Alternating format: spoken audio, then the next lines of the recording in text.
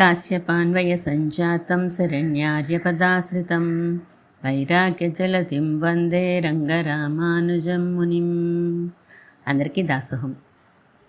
మన ఆచార్యులు శ్రీ శ్రీ శ్రీ త్రిదండి శ్రీ రంగరామానుజ స్వామి వారు రచించిన గ్రంథాలను చదువుకుంటున్నాం.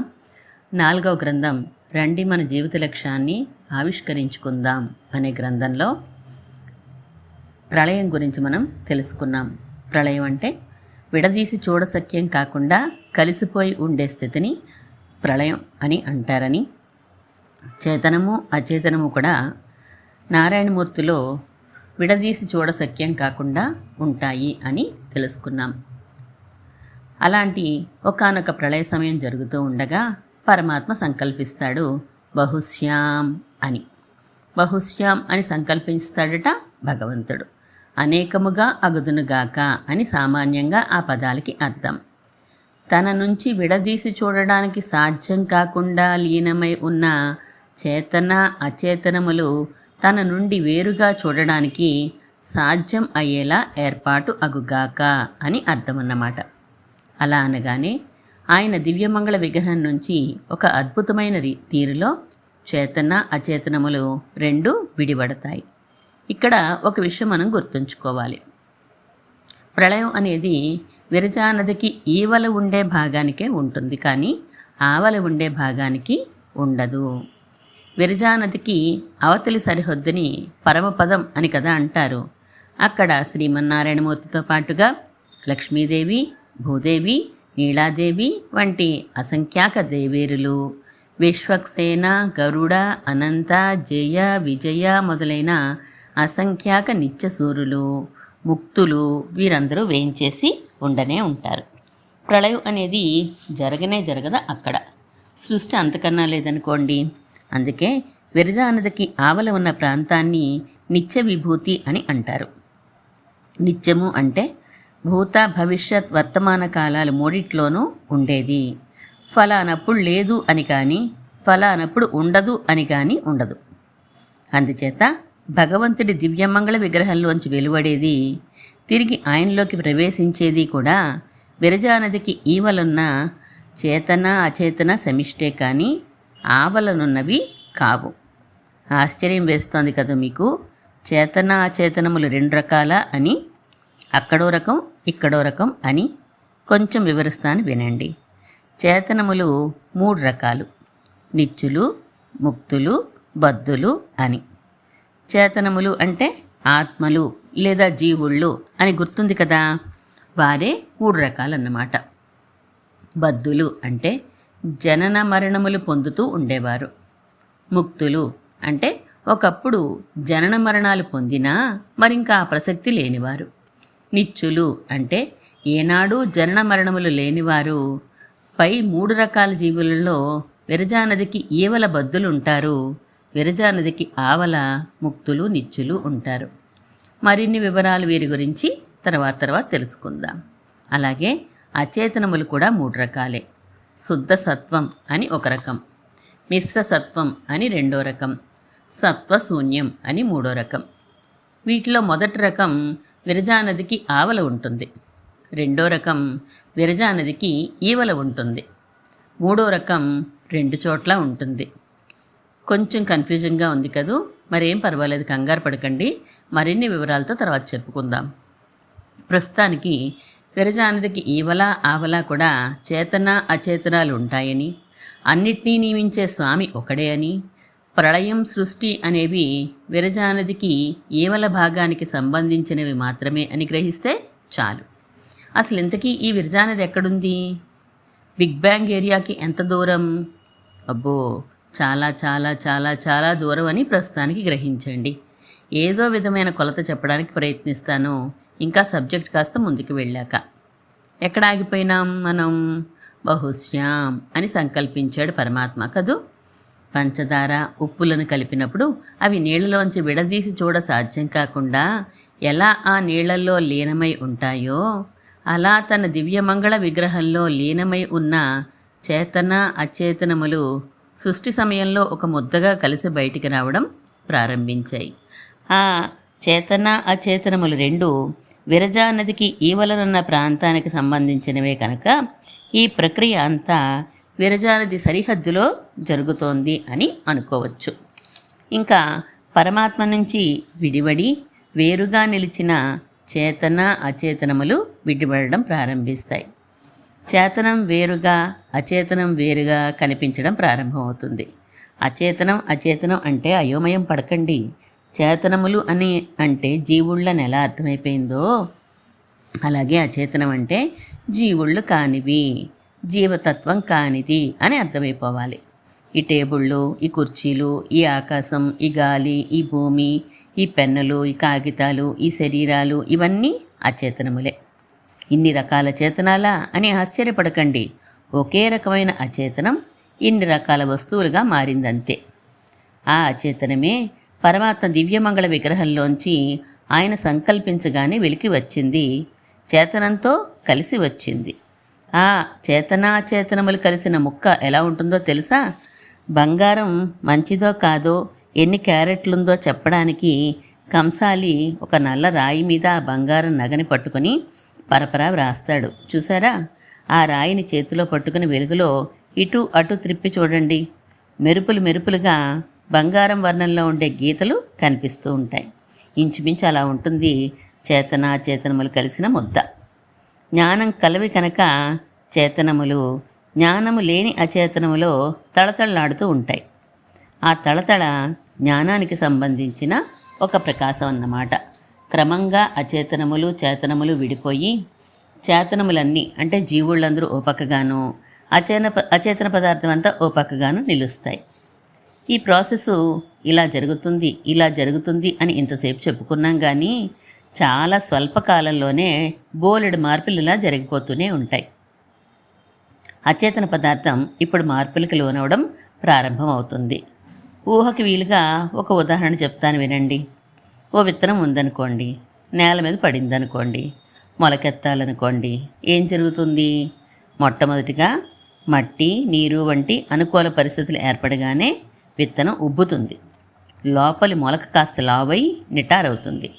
పై చర్మం లూజ్ అవుతూ విడిపడడం మనకి కనిపిస్తుంది. మొలక క్రమంగా పైకి వస్తుంది. విత్తనం రెండుగా విడిపడడం ప్రారంభిస్తుంది. మొలక పైకి రావడం, వేరు కిందకి రావడం స్పష్టమవుతుంది.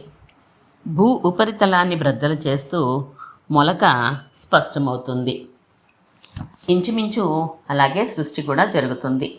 విత్తనంలో మొలక ఉన్నదని విత్తనాన్ని చూడగానే మనకి ఎలా తెలియదో అలా పరమాత్మలో చేతన అచేతనములు విడదీసి చూడసఖ్యం కాకుండా ఉన్న స్థితి మొట్టమొదటిది.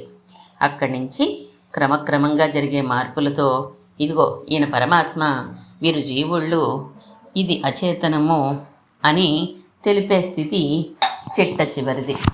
భూమిపైకి వచ్చిన మొలక ఎలా అయితే చిగురు, ఆకు, కొమ్మ మార్పులను క్రమంగా పొందిస్తూ ఉంటుందో అలా ఇంకా బోలెడు మార్పులు జరిగిపోతాయన్నమాట. ఈ మార్పులన్నీ ఎక్కడ జరుగుతాయి? చెప్పుకున్నాం కదూ విరజానదికి ఈవల అని. ఆ విరజానదికి ఈవల ఏం ఉంది? శూన్యమా? శూన్యంలోకి అచేతనము చేతనము కూడా ప్రవేశించి మార్పులు పొందుతున్నాయా? తెలియదట. శూన్యమో కాదో. విరజానది కావల ప్రాంతాన్ని నిత్యదేశము, పరమపదము, నిత్య విభూతి అంటారని తెలుసు కదా. ఈవలి భాగాన్ని అవ్యక్తము అంటారట. ఈ అవ్యక్తంలోకి వచ్చి పడ్డది చేతనాచేతనముల సమిష్టి ముద్దగా ఉన్నటువంటి రూపం. చేతనములు ఓ పక్కకి చేరగానే అచేతన భాగం మార్పులు పొందడం ప్రారంభిస్తుంది. అలా అచేతన భాగం మార్పులను పొందడానికి ప్రారంభించే క్షణం వరకు దానిని మూల ప్రకృతి అని అంటారు. అవ్యక్తంలో మూల ప్రకృతి తేలి ఆడుతుందన్నమాట. సముద్రంలో చిన్న ఆకులు అనుకోండి. అబ్బా, అవ్యక్తం అంత పెద్దదా? ఎంత పెద్దదో తెలియదట. ఆ అవ్యక్తానికి మూడు వైపులా సరిహద్దులే ఉండవు. ఒకవైపే హద్దు తెలుస్తుంది. దానినే విరజానది అని అంటారు. అందుచేత ఎంత పెద్దదో వివరించ సాధ్యం కాని అవ్యక్తంలో తేలి ఆడుతూ ఉంటుంది మూల ప్రకృతి. మరి కొంచెం సేపు అయ్యేసరికి మూల ప్రకృతిలోంచి మహత్తు అనేది బయలుదేరుతుంది. ఆ మహత్తు ఎంత ఉంటుంది? ఎలా ఉంటుంది? మూల ప్రకృతిని ఓ సముద్రం అనుకుంటే అందులో తేలియాడే ఓ ఆకులా ఉంటుందేమో మహత్తు అనేది. మహత్తులోంచి అహంకారము అనేది బయలుదేరుతుంది. అదెంత ఉంటుంది? ఇదివరకులాగే భావించండి. మహత్ అనే దానిని ఓ సముద్రం అనుకుంటే అందులో తేలియాడే చిన్న ఆకులా ఉంటుంది అహంకారము అనేది. తర్వాత ఆ అహంకారం 3 భాగాలుగా విడిపోతుంది. అందులోని ఒక భాగం మిగిలిన 2 భాగాల్ని ప్రేరణ చేస్తుంది. ఆ ప్రేరణ రాగానే ఇంకో భాగంలోంచి ఆకాశం, వాయువు, నిప్పు, నీరు, మట్టి, పంచభూతాల సూక్ష్మ భాగాలు బయటికి వస్తాయి. మరో భాగంలోంచి కన్ను, ముక్కు, చెవి, మనస్సు వగైరా 11 ఇంద్రియాలు వస్తాయి. ఇవన్నీ కలిసి బోలెడు బ్రహ్మాండాలు తయారవుతాయి. ఒక్కో బ్రహ్మాండంలో 14 లోకాలు ఉంటాయి. అందులో భూమి కూడా ఒకటి. జీవుళ్ళు అంటే ఈ చేతనాలన్నీ ఈ బ్రహ్మాండాల్లోకి దేవతలుగా, మానవులుగా, జంతువులుగా, స్థావరాలుగా అన్ని శరీరాల్లోకి రాగానే ఆ బ్రహ్మాండాలు కళకళలాడిపోతాయి. జీవిత లక్ష్యాన్ని నిర్ణయం చేసుకోవడానికి ముందు అసలు జీవితం అంటే ఏంటో తెలుసుకోవద్దు. అందుకే గత 4 ఆ ప్రయత్నం కొనసాగిస్తున్నాం. జీవితం అంటే లైఫ్ అని చటుక్కున సమాధానం వస్తుంది. అది ట్రాన్స్లేషనే, కానీ దాని అర్థం కాదు కదా. అబ్బో, ఈ లైఫ్ అనే పదార్థం ఏంటి అంటూ మేధావులము అనుకున్న వారందరూ ఈనాడు తలలు బద్దలు చేసుకుంటున్నారు. ఇంకొందరు ఈ లైఫ్ అంటే కాన్షియస్నెస్, జ్ఞానము అని నిర్వహించాలని చూశారు. ఇంకా కొందరు రకరకాల ఎక్స్పెరిమెంట్లు చేశారు. ప్రాణం పోవడానికి సిద్ధంగా ఉన్న ఒక వ్యక్తిని గాజు తలుపులున్న పేటికలో ఉంచి అబ్జర్వ్ చేయడం ప్రారంభించారు. ప్రాణం అయితే పోయింది, కానీ ఆ శరీరంలోంచి ఎలాంటి వస్తువు కూడా బయటికి పోవడం ఎవరికీ కనిపించలేదు. ఇలాంటి బోల్డ్ రకాల ఎక్స్పెరిమెంట్లు చేస్తున్నప్పుడు గొప్పతనం సంపాదించుకోవడం కోసం కొంతమంది పెద్ద శబ్దంతో ఆ గాజు తలుపులు పగిలిపోయినాయి ప్రాణం పోయేటప్పుడు అంటూ ఏవేవో ప్రచారాలు చేశారు. కానీ క్రమంగా అందులో నిజం లేదని, లైఫ్ అనే దానిని కంటితో చూడలేమని నిర్ణయానికి వచ్చారు ఆధునికులు. కంటితో చూడలేకపోవడమే కాదు, చేతితో తాకలేము కూడాను, చెవితో వినడమూ సాధ్యం కాదు. అయితే అంత మాత్రం చేత లేదని కూడా అనలేం కదా. జీవితం, లైఫ్ అనే దానిని ఫీల్ అవుతూనే ఉన్నాం కదా. అలాంటి జీవితం, లైఫ్ అంటే ఏంటి అనే దాని గురించి తెలుసుకోవడంలో భాగంగానే మనం సృష్టి ఎలా జరిగిందో, ఎలా జరిగిందని వేదాలు, ఉపనిషత్తులు వివరిస్తున్నాయో తెలుసుకుంటున్నాం. పరమాత్మ బహుశ్యాం అని సంకల్పించడం, అతనిలోంచి ఒక పిండం బయటికి రావడం, అది 2గా విడిపోయింది. ఒక భాగంలో అచేతనములు, రెండో భాగం అంతా చేతనము. ఆ మొదటి భాగాన్ని మూల ప్రకృతి అంటారు. ఒక భాగంలో అంతా చేతనములు, జీవుళ్ళు, రెండో భాగం అంతా అచేతనము అంటే జీవం కానిది. ఆ రెండో భాగాన్నే మూల ప్రకృతి అని అంటారు. మొదటి భాగం అలా ఒక ప్రక్కనుండగా రెండో భాగం అంటే మూల ప్రకృతి క్రమంగా మారడం ప్రారంభించింది. ఈ పువ్వులోంచి పిండి వచ్చినట్లుగా మూల ప్రకృతిలోంచి మహత్తు బయలుదేరింది. ఈ మహత్తులోంచి అహంకారం అనేది బయలుదేరింది. వీటినే తత్వాలు అని అంటారు. అంటే మహత్తత్వం, అహంకారతత్వం ఇలా అంటారన్నమాట. ఆ తత్వం అనే పదం గురించి మళ్ళా తర్వాత వివరించుకుందాం. మూల ప్రకృతి నుండి మహత్తత్వం రావడం ఎలా ఉంటుందంటే ఒక చిన్న ఉదాహరణ చెప్తాను. తెల్లగా నునువుగా శరీరం ఉన్న వాళ్ళని చిన్న దోమ కుట్టిందనుకోండి, కుట్టిందని కూడా తెలియనంత బిజీగా పనిలో ఉన్నారు వారు. దోమ కుట్టి వెళ్ళిపోయిన కాసేపటికి అది కుట్టిన శరీర భాగం చిన్న గులాబీ రంగుకి మారుతుంది. మొదట కాసేపు అయినాక కాస్త దురదగా ఉన్నట్టు అనిపిస్తుంది. అప్రయత్నంగా తాకి ఊరుకుంటాడు ఆ వ్యక్తి. కొద్దిగా గోకినా గోకుతాడు, అంతే. అంతలో అక్కడ ఒక దొద్దురు చర్మం మీద ఎత్తుగా లేస్తుంది. అప్పుడు ఆ వ్యక్తి ఆ దొద్దురుని ఒక పర్యాయం తడము చూసుకుని, అబ్బా దోమ కుట్టింది కాబోలు అని అనుకుంటాడు. మార్పు వస్తోందని తెలియని స్థితి ఒకటి, మార్పు వస్తోందేమో అనుకునే స్థితి ఒకటి, మార్పు స్పష్టంగా గోచరించే స్థితి ఒకటి. సరిగ్గా సరిపోకపోయినా ఇంచుమించు ఇదే పద్ధతిలో ఆలోచించండి. మూల ప్రకృతి తెల్లని నునుపైన శరీరం, మహత్తత్వం గులాబీ రంగుకి తిరిగిన శరీర భాగం, అహంకారతత్వం చిన్నగా దురద అనిపించిన దశ. ఇలా దురద అనిపించగానే అప్రయత్నంగా తాకడంలో చిన్నగా గోకినట్లు దద్దురు లేచే ప్రక్రియ వేగవంతమై స్పష్టంగా ఓ దద్దురు కనిపించి, ఓహో ఏదో మార్పు వచ్చింది, దోమ కుట్టింది అని తెలుస్తుంది కదా ఆ వ్యక్తికి. అలాగే అహంకారతత్వం నుంచి స్పష్టమైన మార్పులు గోచరిస్తాయి. అంతవరకు అంతా ప్రాథమిక దశే. ఇక్కడి నుంచి అహంకారతత్వం 3గా విడిపోతుంది. ఒక దానిలోంచి ఆకాశం అనే తన్మాత్ర అంటే సూక్ష్మభాగం పుడుతుంది. దాని నుంచి వాయువు అనే తన్మాత్ర అంటే సూక్ష్మభాగం పుడుతుంది. దాని నుంచి అగ్ని అనే తన్మాత్ర సూక్ష్మభాగం పుడుతుంది. దాని నుంచి జలం అనే తన్మాత్ర అంటే సూక్ష్మభాగం పుడుతుంది. దాని నుంచి పృథ్వీ అనే తన్మాత్ర అంటే సూక్ష్మభాగం పుడుతుంది. రెండో దానిలోంచి ఇంద్రియాలు 11 పుడతాయి. మూడోది పై రెండింటిలోంచి పుట్టుకలు జరగడానికి ప్రేరణనిస్తుంది.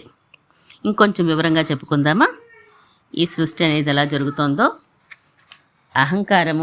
అహంకారం నుంచి ఆకాశం, వాయువు, అగ్ని, జలం, పృథివీ జన్మించే భాగం 1, ప్రేరణను ఇచ్చే భాగం 1. ఇంకో భాగంలోంచి కర్మేంద్రియాలు 5, జ్ఞానేంద్రియాలు 5, మనస్సు 1 పుట్టే భాగం. ప్రేరణ కలిగించే భాగం యాక్టివ్ అవగానే యువతల ఆకాశం, వాయువు వగైరా తన్మాత్రలు 5, అవతల ఇంద్రియాలు 11 కూడా ఏకకాలం నుంచే అహంకారతత్వం నుంచి పుడతాయి. ఆకాశం వగైరా తన్మాత్రలు అంటే ఇప్పుడు మనం చూస్తున్న ఆకాశం వగైరాలు కావు, వాటి యొక్క సూక్ష్మమైన అవస్థ మాత్రమే. మర్రి విత్తనం నుంచి మర్రి చెట్టు ఎలాగో అలాగే మాట. ఆకాశ తన్మాత్ర నుంచి ఆకాశం అంటే ఈనాడు మనం చూస్తున్నామే అది పుడుతుంది. వాయు తన్మాత్ర నుంచి వాయువు, ఈనాడు మనం గాలి అని పిలుస్తున్నాం కదా అది పుడుతుంది. అగ్ని తన్మాత్ర నుంచి అగ్ని, ఈనాడు మనం ఏదైతే వేడి అనుభవిస్తున్నామో అది పుడుతుంది. జల తన్మాత్ర నుంచి జలం, మన నీళ్ళని ఇప్పుడు పిలిచేది పుడుతుంది. పృథ్వీ తన్మాత్ర నుంచి భూమి, ఈనాడు మట్టెను ఏమంటున్నామో అది పుడుతుంది. అంటే తన్మాత్రల నుంచి పంచభూతాలు పుట్టుకుని వచ్చినాయి. పంచభూతాల తన్మాత్రలు, వాటి నుంచి పంచభూతాలు వచ్చినాయి. ఇంకో విశేషం ఏంటంటే ఆకాశ తన్మాత్ర నుంచి ఆకాశము పుడుతుంది, వాయు తన్మాత్ర పుడుతుంది. వాయు తన్మాత్ర నుంచి వాయువు పుడుతుంది, అలాగే అగ్ని తన్మాత్ర పుడుతుంది. అగ్ని తన్మాత్ర నుంచి అగ్ని పుడుతుంది, జల తన్మాత్ర పుడుతుంది. జల తన్మాత్ర నుంచి జలము పుడుతుంది, పృథ్వీ తన్మాత్ర పుడుతుంది. పృథ్వీ తన్మాత్ర నుంచి భూమి ఒక్కటే పుడుతుంది. ఇలా ఇవి 5: భూమి, నీరు, అగ్ని, వాయువు, ఆకాశము. వీటినే పంచభూతములు అని అంటారు. భూతం అనగానే పెద్ద నోరు పెట్టుకుని జుత్తు విరబోసుకుని ఉన్న ఏదో జీవి, దెయ్యాలు పిశాచాలు అనగానే ఎలా కళ్ళకడుతుందో అలా అనుకోకూడదు సుమా. అలాంటి భూతాలు ఉన్నాయి, కానీ ఇప్పటి పంచభూతాలంటే మాత్రం అవి కావు. ఒక విధంగా చెప్పుకోవాలంటే వీటిని మూలకాలు అంటే ఎలిమెంట్స్ అని అనవచ్చు. ఫిజిక్స్, కెమిస్ట్రీ లాంటి సబ్జెక్టులు చదువుకున్న వారికి ఎలిమెంట్స్ అంటే బాగా తెలుస్తుంది. ప్రపంచంలో లభించే వస్తువులన్నింటినీ విశ్లేషించి బేసిక్ ఎలిమెంట్స్ 108 అని నిర్ణయించారు. హైడ్రోజన్, హీలియం, లిథియం, బేరియం ఇలా వరుసగా పీరియాడిక్ టేబుల్ అనే దానిలో అమర్చి మూలకాల్ని సైన్స్ అందిస్తుంది. ఆ మూలకాలలో కొన్ని ఒక్కొక్క దానితో కలుస్తూ ఉంటే రకరకాల పదార్థాలు ఏర్పడుతూ ఉంటాయి.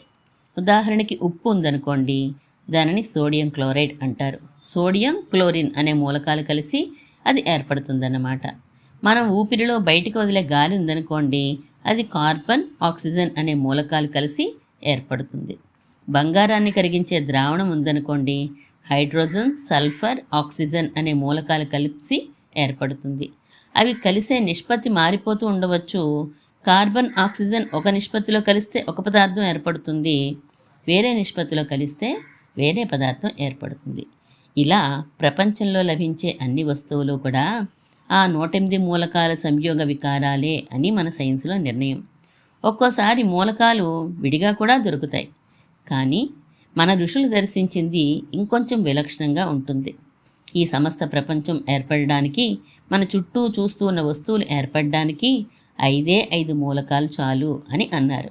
మన చుట్టూ ఉన్న వస్తువులు మాత్రమే కాదట, మన శరీరాలు, జంతువులు, పక్షులు, క్రిమికీటకాల శరీరాలు, స్వర్గాది లోకాలు వగైరా అన్నీ కూడా సమస్తము ఏర్పడడానికి కూడా ఈ 5 మూలకాలే చాలట. ఆ 5ంటినే ఇప్పుడు మనం పంచభూతాలు, పృథివ్యప్తేజో వాయురాకాశాలు అని అంటున్నాం. పృథివీ అంటే భూమి లేదా మట్టి, ఘనపదార్థంగా ఉంటుంది కదా. అప్ అంటే నీరు, జలం, ద్రవ పదార్థం. తేజస్సు అంటే అగ్ని, నిప్పు, వేడిని వెలుతురిని ఇస్తుంది. వాయువు అంటే తెలిసిందే గాలి, ఆకాశము అంటే స్పేస్ అంటే స్థలం, ఖాళీ జాగా అనుకోండి. ఈ 5 ఈ పంచభూతాలు కలిసి ఈ సమస్తము ఏర్పడుతుంది. ఎలా కలుస్తాయి ఇవి? ఏ నిష్పత్తిలో కలుస్తాయి? తర్వాత తెలుసుకుందాం. శ్రీమన్మహాభూతపురే శ్రీమత్కేశవ యజ్వర కాంతిమత్యాం ప్రసూతాయ యది రాజాయ మంగళం.